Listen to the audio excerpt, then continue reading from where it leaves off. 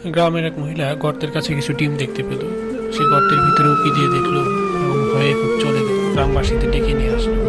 গ্রামবাসী ডিম দেখে বলল, আগে এখানে যেও না, কিছু একটা থাকতে পারে।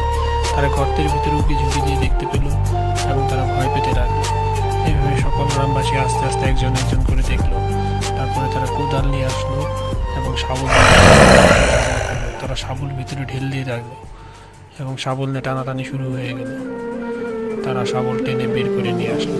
তারপরে তারা ডিমগুলো আস্তে করে সরিয়ে রেখে তারা গর্তগুলো খোঁজার চিন্তা ভাবনা করলো। তারা গর্ত খুঁড়ে ভিতরে ঢোকার চিন্তা ভাবনা করলো। একজন একজন করে ভিতরে ঢুকবে, ভিতরে কি আছে তাদের দেখতেই হবে। প্রথমজন ঢুকে খুব ভয়ে চলে আসলো এবং বললো, গর্তের ভিতরে ভয়ঙ্কর কিছু আছে। এইভাবেই তারা নিজেদের মধ্যে আলোচনা করতে লাগলো এবং আরেকজন ভিতরে গর্তে ঢুকে গেল। তারপর সাহস করে আরেকজন ভিতরে ঢুকলো এবং বাইরে